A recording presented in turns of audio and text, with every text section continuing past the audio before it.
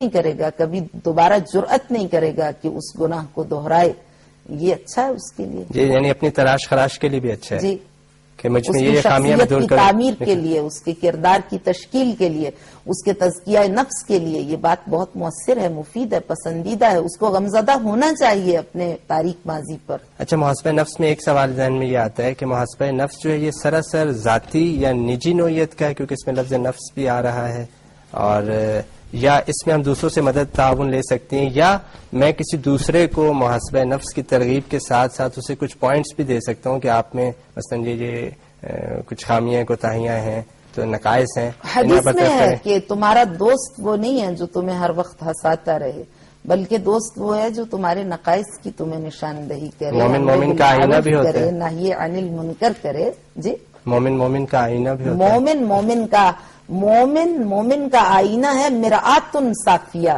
مومن ایک صاف و شفاف آئینہ ہے، اور صاف و شفاف آئینہ اس لیے کہہ دیا ہے کہ لوگوں کو یہ پتہ چل جائے کہ ہر آئینہ صحیح طور پہ کردار ادا نہیں کرتا، بلکہ یہ کہ جو آئینہ جس کی کوالٹی بہت اچھی ہو، جو صاف و شفاف ہو، وہ صحیح طور پہ انسان کے نقائص اور اس کی خوبیوں کی نشاندہی کر سکتا ہے. اس لیے فرمایا المؤمن مرآت صافیہ.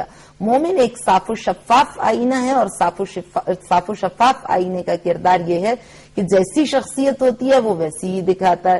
دبلے انسان کو دبلا ہی دکھاتا ہے، اور جتنی اس کی ہائٹ ہے، جتنی قد و قامت ہے، جیسی شکل ہے ویسی ہی دکھاتا ہے. اور پھر آئینے کی ایک صفت یہ ہے کہ جب تک انسان اس کے سامنے رہتا ہے وہ تب تک اس کو دکھاتا ہے، اور جب اس کے سامنے سے ہٹ جاتا ہے تو وہ اس کے نقائص کو اپنی میموری سے ڈیلیٹ کر دیتا ہے. نہیں، انسان مومن کی یہی صفت ہے کہ جب کوئی اس کے سامنے سے ہٹ جائے تو وہ اس کے نقائص کو اپنے ذہن میں محفوظ نہیں کرتا، اپنے حافظے کے سپرد نہیں کرتا. آئینے کی یہ صفت ہے کہ جتنی غلطی ہوتی ہے وہ اتنی ہی دکھاتا ہے، اس سے زیادہ نہیں دکھاتا. انسان مومن کی بھی یہی صفت ہے کہ وہ مبالغہ آرائی نہیں کرتا. اور آئینے کا یہ کام ہے کہ جتنی دیر انسان اس کے سامنے رہتا ہے اتنی دیر دکھاتا ہے، اور اگر کوئی دوسرا آئینے کے سامنے آ جائے تو وہ اس کو پہلے انسان کی برائیاں یا غلطیاں اس کو نہیں دکھاتا.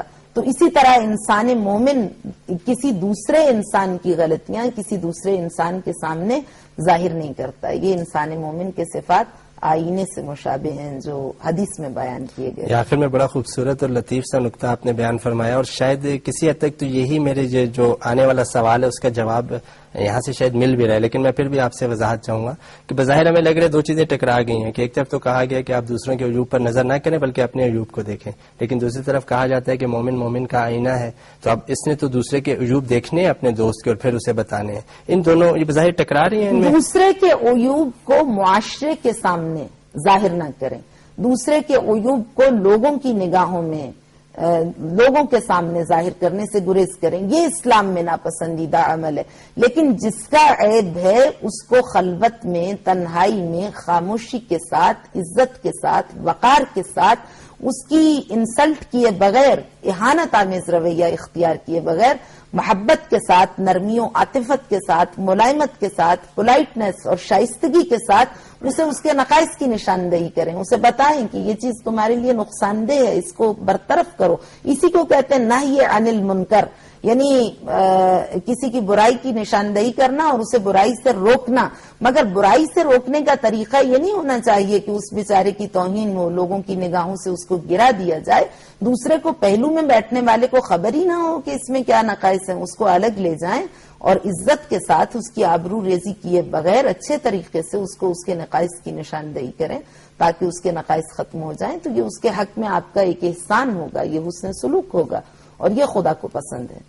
یعنی معیار یہی ہے کہ جس طرح سے کوئی چیز مجھے اپنے حق میں بری لگتی ہے کہ میری آبرو ریزی ہو سکتی ہے، میری کوئی خامی یا کوتاہی لوگوں کی نظروں میں نہ آئے، ایسے ہی ہم نے دوسرے کے ساتھ یہی سلوک کرنا ہے کہ اگر اس کی کوئی چیز نظر بھی آ گئی ہے تو اسے ایسے بتائیں کہ وہ بے آبرو نہ ہو. وہ لوگوں کی نگاہوں میں نہ گر جائے، لوگوں کی نگاہوں سے نہ گر جائے، اس کی عزت میں کمی واقع نہ ہو.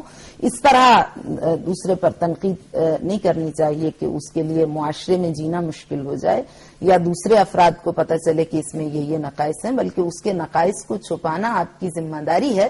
یہی محاسبہ نفس ہی سے متعلق یہ بات ہے، اور حدیث میں ہے کہ من شر الناس من کان متتبعا لعیوب الناس. خدا کی نگاہ میں سب سے زیادہ ناپسندیدہ اور قابل نفرت وہ انسان ہے جو متتبع لعیوب الناس، لوگوں کے عیوب کو دیکھتا رہتا ہے، اور عمیا لمعایبہ، اور اپنے عیوب سے صرف نظر کرتا ہے. تمہیں ایسا نہیں کرنا چاہیے. لیکن اگر کوئی تمہارا دوست ہے اور کسی برائی میں مبتلا ہے تو تمہارے لیے لازم ہے کہ اس کے عیوب کو صرف اس کے سامنے نشاندہی کرو، دوسروں کے سامنے بیان نہ کرو.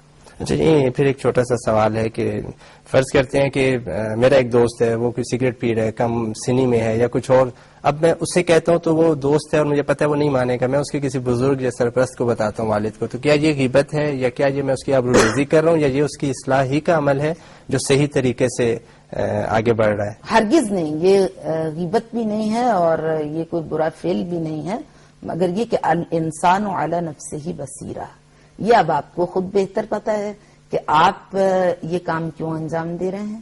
آپ اس کو بدنام کرنا چاہتے ہیں، آپ اس کی عزت کو کم کرنا چاہتے ہیں، اس کو نقصان پہنچانا چاہتے ہیں، یا واقعی آپ اس کو فائدہ پہنچانا چاہتے ہیں. اگر آپ کا یہ عمل حسن نیت پر مبنی ہے تو خدا کی بارگاہ میں پسندیدہ ہے، اور اگر آپ کو اس بات کا یقین ہے کہ اس کے کسی بزرگ کو انوالو کرنے سے یا کسی بڑی شخصیت سے بات کرنے سے یہ مسئلہ حل ہو سکتا ہے تو آپ کو ایسا کرنا چاہیے تاکہ اس کا مستقبل بچ جائے.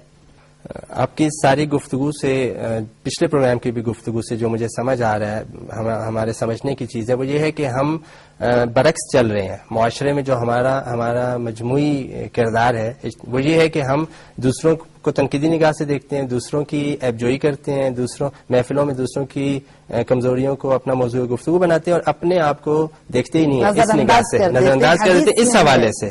جی ہاں، حدیث میں ہے کہ انسان کو دوسرے کی آنکھ میں بال بھی دکھائی دیتا ہے اور اپنی آنکھ کی شاخ بھی اس کو دکھائی نہیں دیتی. یعنی پھر ایک آئیڈیل صورت تو یہ ہے کہ ہم دوسروں کی عیبجوئی نہ کریں بلکہ ان کے جو مسائل ہیں، ایک دفعہ ہوتا ہے کہ کسی بیچارے میں کوئی خامی یا کوئی کمزوری آئی ہے تو اس کے پیچھے کوئی نہ کوئی خاص ایسی وجہ ہے جہاں وہ مجبور ہو گیا ہے. ہمیں اس مجبوری کو برطرف کرنا چاہیے اور ہمیں اپنے مسائل، اپنی خامیاں انہیں دور کرنا چاہیے. نقائص جو ہیں وہ خود میں دیکھنے ہیں، مسائل دوسروں کے حل کرنے ہیں.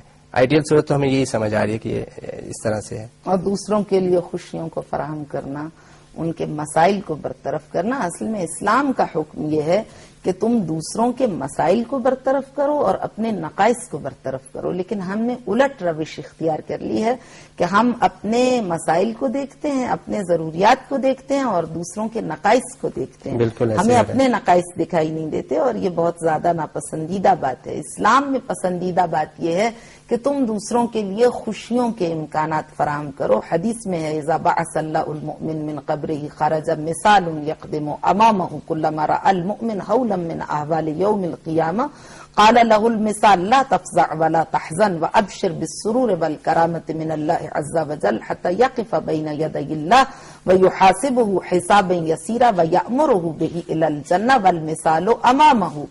کہ جب انسان مومن کو قیامت میں اس کی قبر سے اٹھایا جائے گا تو اس کے ساتھ ایک انتہائی حسین، زیبا، جمیل، خوبصورت انسان پیکر محشور کیا جائے گا. یقدم امامہ، جو اس کے آگے آگے چل رہا ہوگا.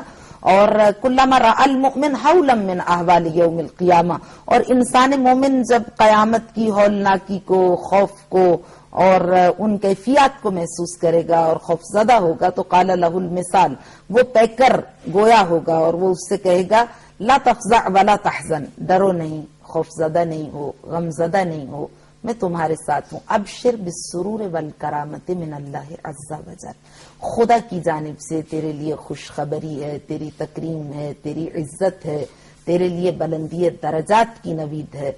اور پھر اسی طرح سے حتی یقف بین یدی اللہ، رفتہ رفتہ وہ اس پیکر کے ساتھ، اس جسم مثالی کے ساتھ وارد میدان محشر ہوگا اور یحاسبہ حسابا یسیرا، خدا اس کا بہت ہی آسان حساب لے گا. یأمر بہ الی الجنہ، اور خدا بند متعال اسے عازم جنت کر دے گا. تو والمثال امامہ، اور یہ پیکر، یہ جسم مثالی اس کے